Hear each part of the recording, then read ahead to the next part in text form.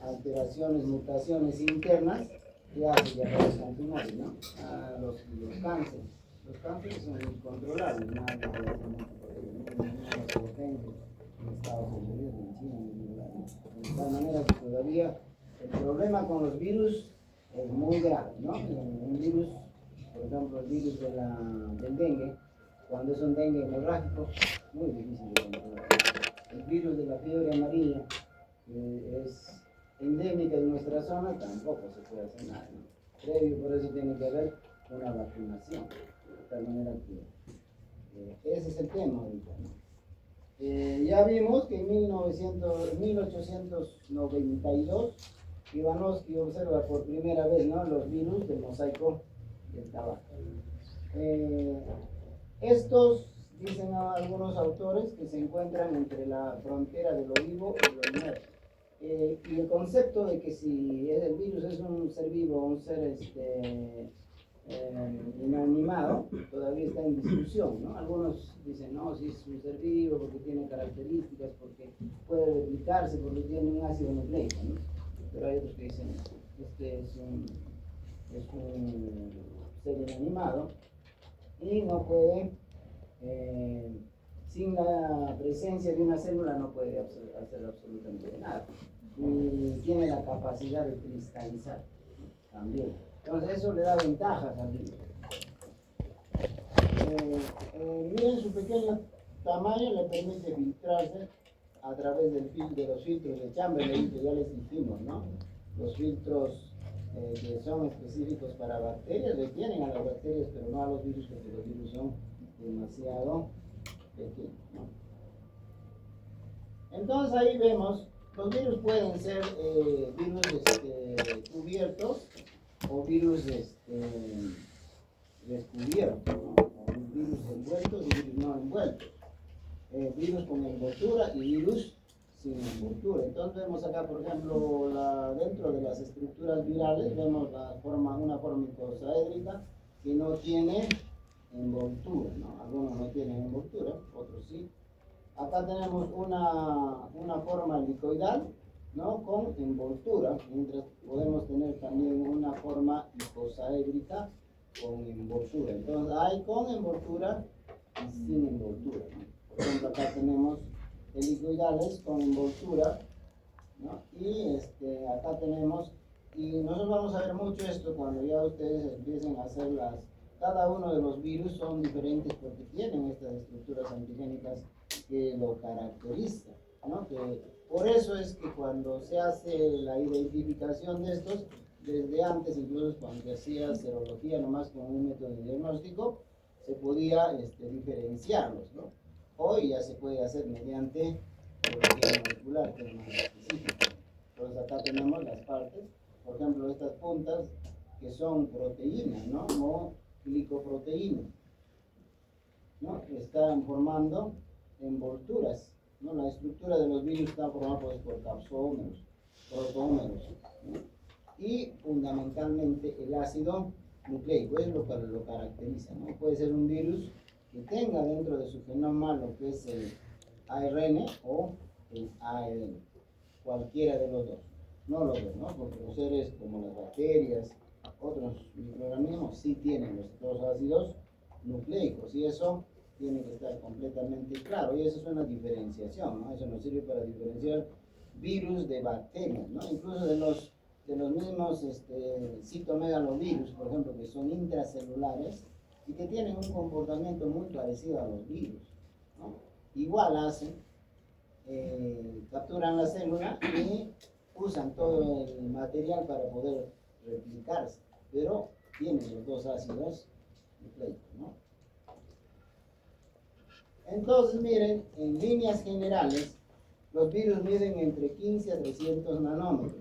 Va a haber otros autores que digan diferente, ¿ya? Pero va por ahí, tampoco es mucha la diferencia que pueden manifestar ellos. Poseen un genoma compuesto formado por ARN o ADN, eso completamente claro. Nunca ambas carecen de actividad metabólica, no tienen ninguna enzima, no pueden sintetizar nada, ¿no? Es por eso que utilizan pues la maquinaria la célula, la que invaden. Otro aspecto es que tienen alto tropismo en hospederos y tejidos, ¿no? Entonces pueden ser atraídos, ¿no? Y hay una zona que les permite ingresar. Otro de los aspectos es no se cultivan en ningún medio de cultivo. Para las bacterias que no responden a los antibióticos, ¿no? Por eso es que algunos creen que cuando tienen la gripe se ponen una ampolla, dice, de gentamicina o de, digamos, sulfametoxazol trimetopril, y creen que se están curando. No es así, no pasa nada. El virus no le da 100.000 cosquillas de un antibiótico, ¿no? Los virus son resistentes a los antibióticos. Por eso hay antivirales, ¿sí, no? Pero que no tienen todavía mucho efecto y no son de garantía para producir un tratamiento eficaz, ¿no? Entonces, los antibióticos no hacen nada, ¿no? Lo que pasa cuando tienes una gripe, a veces pues tienes una complicación con un proceso bacteriano también. Entonces, si te pones una ampolla, baja eso, ¿no? Bajan las bacterias, la reacción alérgica puedes disminuir, ¿no? Porque va a disminuir la cantidad de bacterias. Entonces, aparentemente hay un alivio. Pero el virus sigue presente y va a tener su tiempo o su proceso de la enfermedad.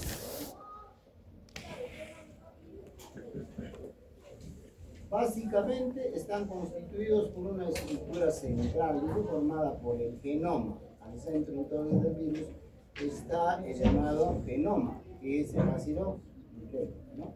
Rodeada y protegida por una capa proteica denominada cápsides, formada a su vez por unidades denominadas capsómeros, ¿no? En la unión de capsómeros da la cápside. Internamente está el genoma, que puede ser ADN o RNA. Y lo más importante en esto que tengan en cuenta ustedes es que tienen receptores específicos, ¿no? Receptores en su superficie que le permiten reconocer a la célula huésped. O sea, los virus son muy exquisitos en eso. Tienen, la mayoría de los virus tienen receptores específicos y células a las cuales van a invadir. Por ejemplo, el rhabdovirus prefiere a las células nerviosas, ¿no? A las neuronas. En cambio, por ejemplo, el virus del VIH prefiere a los linfocitos, específicamente a los linfocitos CD4. Entonces, o por ejemplo, pues, les decía la semana pasada, creo que hay el parvovirus, por ejemplo, tiene su receptor, ¿no? En nuestras células no hay receptores para el parvovirus. Entonces son específicos, ¿no? Entonces vemos ahí los virus, dice, virus ADN humanos y virus ARN humanos. Dentro de los virus que pues, producen enfermedades en los seres humanos tenemos al parvovirus, por ejemplo, dentro del virus ADN, el papovavirus, los adenovirus, los herpesvirus, los poxvirus. Todos estos son que tienen un genoma ADN, ¿no? Frente a los otros que tienen genoma ARN, ¿no? El picornavirus, reovirus, togavirus, coronavirus, ortomixovirus, rhabdovirus y paramixovirus, ¿no? Entonces miren, diferentes de tal manera, uno contiene pues un ácido nucleico y el otro también. Entonces hay muchísimos virus, sin embargo no todos, o la mayoría al menos, no son patógenos, ¿no? Están en el ambiente, ahí pernoctan, pero no producen enfermedades. Pero los grupos que sí producen enfermedades acá lo tenemos, ¿no? Para los ADN, por ejemplo, parvovirus. Para los RN, por ejemplo, el picornavirus, ¿no? Y miren, hay virus que son específicos para las bacterias, ¿no? Por ejemplo, ahí tenemos los bacteriófagos MS2, el bacteriófago M13, ¿no? Y hay otro virus, por ejemplo, que es el mosaico de trabajo específico, Y el bacteriófago más presentado, más común, más frecuente, es el bacteriófago T2, ¿no? Que es también el que puede invadir a la Escherichia coli. ¿Ya? Y tenemos también bacteriófagos como para la clamidia, ¿no? La clamidia es una bacteria.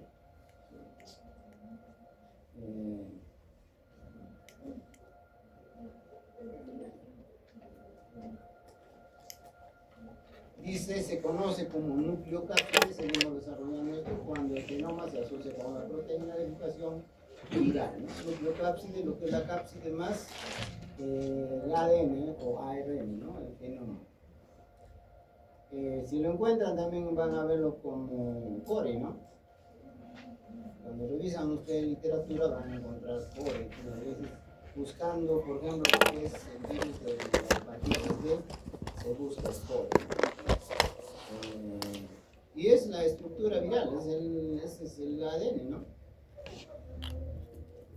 Entonces, se conoce como virión al genoma del virus asociado a enzimas accesorias o proteínas esenciales, convirtiéndolo en un agente altamente infeccioso, ¿no? Si nos encontramos con el virión y es de un virus pues, patógeno, por ejemplo el virus ya de la hepatitis B, de la hepatitis C, entonces ese virus está en el ambiente, o está en algún lugar, por ejemplo en la sangre, en los fluidos, y es muy virulento, es altamente infeccioso.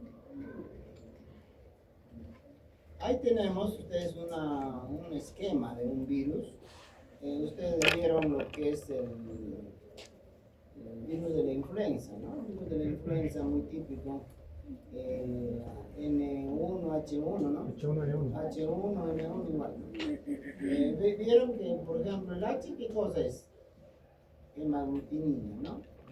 Eso es la estructura que tiene el virus.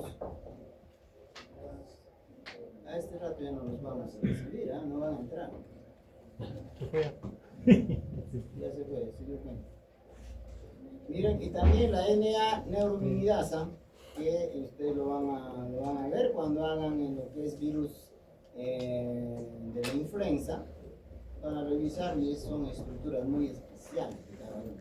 Estos han ido evolucionando, ¿no? Los virus de la influenza son virus muy cambiantes, ¿no? Están poniendo estructuras, pero siempre la neurominidasa y otros componentes más, ¿no? Sin embargo, el virus deja de ser ya el mismo, ya no es el mismo virus, ya no tiene la misma estructura, de tal manera que cuando los anticuerpos quisieran marcarlo, porque ¿qué sucede cuando se produce la reacción de antiviral, ¿no? Que produce el primero que va a encontrarlo es el anticuerpo, lo marca y viene el neutrófilo, ¿no? Y lo fagocita, ¿no? Porque ya lo marcó. Pero cuando la estructura ya del virus es diferente, por ejemplo en el caso de la influenza, ya cambió de estructura, no lo puede marcar el anticuerpo, ¿no? Y obviamente ya no va a haber fagocitosis por parte de la célula blanca. Ya, miren, entonces, acá más o menos nos da también, por ejemplo, tiene lípidos, tiene una estructura que son formadas por lípidos, también por sustancias proteicas, ¿no? Entonces, estructuras que le van a dar una particularidad especial a cada virus, ¿no? Y por eso le llamamos el virus de la viruela, del sarampión, de la rabia, el virus digamos, del molusco, no, del virus de la gripe, por ejemplo. Entonces, todos tienen una estructura diferente y en base a esto, y ustedes cuando escojan van a ver, no son iguales. Ninguno de los virus, si es un virus, por ejemplo, sincitial respiratorio, es diferente al virus del H1N1, otra estructura, ¿no? Entonces, eso es lo que ustedes van a desarrollar cuando les toque hacer las presentaciones, lo van a ver y van a analizar eso. Porque como les toca virus, por ejemplo, de la influenza, por ejemplo, resfrío, digamos, ¿no? Entonces, cada uno de ellos es diferente al otro, de tal manera que su estructura lo hace diferente. Miren, ahí tenemos un fago. Este es un virus complejo. Ya miren, es un virus complejo. Porque tiene estructuras varias, miren. Tiene esta estructura que es geométrica, ¿no? En la cabeza, donde está la cápsula, miren acá, en esta cabeza está también la estructura, ¿no? El genoma, el DNA. Tiene una zona que parece un collarcito, un collar. Y miren ya, viene luego en el centro todavía está la lámina, acá puede estar el núcleo, miren, no está arriba, ¿no? Y lo que es pues el material genético, miren, en toda esta estructura de este tipo de virus, ¿no? Vemos el núcleo entonces, y cuando vamos a la cola, la placa basal, las fibras de la cola, dependiendo de cada tipo de virus. En este caso, virus específicos de las bacterias, ¿no? Y miren acá en la clasificación, ahora ya más está orientado a la última clasificación que hizo Baltimore. Sin embargo, todavía perduran algunas características. Y ustedes van a ver Baltimore y Baltimore casi siempre, sobre todo en los últimos virus, en el SARS-CoV-2, por ejemplo, ya se habla solo de lo que es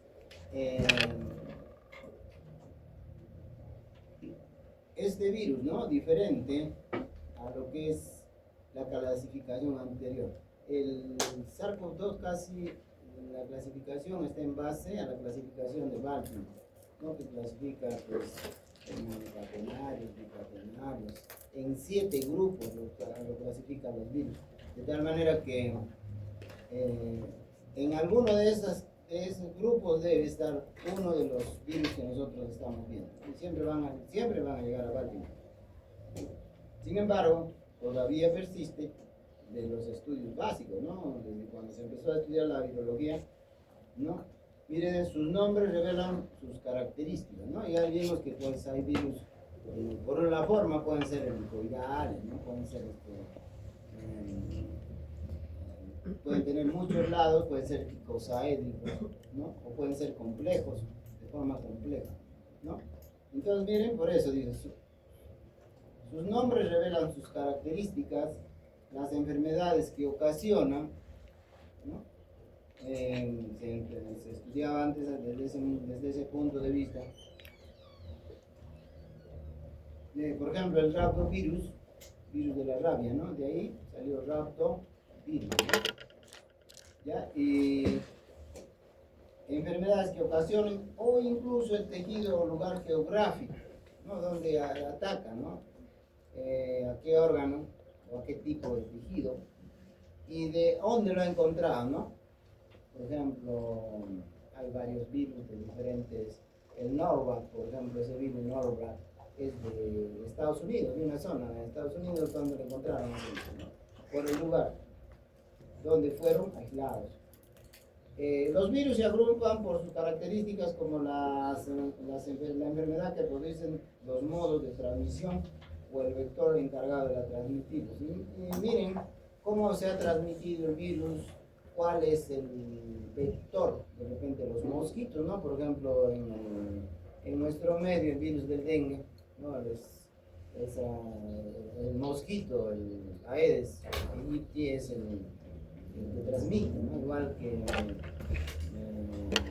la fiebre amarilla, por ejemplo, es el mismo mosquito, ¿eh? ¿Ya? Entonces, también vale para su clasificación el vector que está transmitiendo la enfermedad. Entonces puede ser, miren, la clasificación según su genoma, ya dijimos, es el DNA o RNA, ¿no? Ahí lo vemos. Los virus ADN se replican en el núcleo y los virus ARN se replican en el citoplasma. ¿Ya? Eso es un concepto que siempre les va a servir, ¿no? Algunos también se clasifican por la forma de su cápside, ¿no? Entonces miren, en la forma de la cápside les decía, pueden ser icosaédricos, pueden ser helicoidales, pleomorfos o compuestos. Otros también a los virus de las bacterias les llaman complejos, porque tienen, como hemos estado viendo, tienen una estructura, ¿no?, geométrica y otras estructuras que son diferentes, ¿no?, diferentes a los otros virus. Entonces por eso le dicen complejo, ¿ya? Miren, entonces tenemos formas diferentes, ¿no? Miren, las diferentes formas que hemos ido viendo, miren, y de diferentes tipos, ¿no? Por ejemplo, este es el virus del ébola. Tiene sus diferentes presentaciones. Entonces, ¿cómo se presenta? ¿Se puede presentar así o se puede presentar de este modo? Entonces, miren, la forma de los virus pueden ser icosaédricos, pues tienen 20 lados, ¿no? Ese tipo de virus parece un diamante. Y por eso que tienen esa capacidad también para cristalizar como un diamante. Hay los virus complejos, ya les decía, el 3, por eso virus complejos, pleomórficos también llaman. Los virus helicoidales, ¿no? El 4. Y virus con envoltura y virus sin envoltura. Entonces, esas son las presentaciones que vamos a nosotros estar revisando, ¿no? Porque de ver no vamos a hablar, lo vemos en figura nada más, ¿no? Porque necesitamos el microscopio. Según la presencia de una de su envoltura, ya le dijimos, también pueden clasificar esto en virus envueltos y virus desnudos. Algunos le llaman virus envueltos y otros no envueltos. Y igual, al final son terminologías que usan los científicos. Entonces, miren, acá es importante esto porque es válido, dice. La consecuencia dice, virus envuelto debe permanecer en ambiente húmedo. Miren las condiciones en las cuales va a vivir o va a mantenerse viable, ¿no? No vive porque, obvio, no podemos hablar de... No, dice acá, miren, no se mantienen estables, sino en todo caso en el tubo digestivo, ¿ya? Porque hay ácidos, ¿no? Y los ácidos atacan su envoltura. Y para ellos es una estructura, pues es como que tuviéramos nosotros en nuestra piel, por decir, ¿no? Y si están atacando nuestra piel, corremos peligro, ¿no? Igualito, los virus con envoltura tienen esa debilidad, ¿no? Se eliminan fácilmente con antisépticos locales. A ver, ¿por qué creen que se eliminan con antisépticos nada más? ¿Por qué?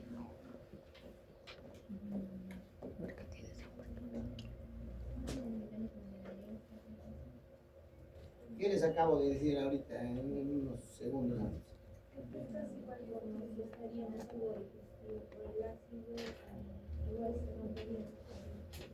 Claro, la estructura proteica va a ser atacada por el y va a hacer daño, ¿no? Entonces el virus se inactiva. Se propagan por gotitas de secreciones o sangre, ¿no? Ese vemos el virus del VIH, el virus de la hepatitis, son virus envueltos, ¿no? Pero no todos los virus, el virus de la hepatitis B, el virus de la hepatitis C son virus envueltos. En cambio, el virus de la hepatitis A es un virus desnudo. Y a ese por eso no le afectan los ácidos del aparato digestivo, ¿no? Del estómago no le afectan. Y se mantiene viable. tranquilo está en las heces y produce enfermedad, pues, ¿no? Entonces miren, no necesitan destruir a la célula para poder propagarse. Ahí cuando veamos lo que es la replicación, vemos dos aspectos que son el proceso lítico y el proceso lisogénico, que vamos a ver adelante. Ahí es importante este virus, por ejemplo, los virus envueltos, como el virus de la hepatitis B o el virus de la hepatitis C. Como son envueltos, ellos no producen lisis, o sea, no destruyen a la célula para salir, ¿no? Y hacen una especie de gemación y salen. Y la célula no muere, pero queda el virus, la estructura del virus, su genoma queda como latente y va dividiéndose en la célula. Y eso, pues, más adelante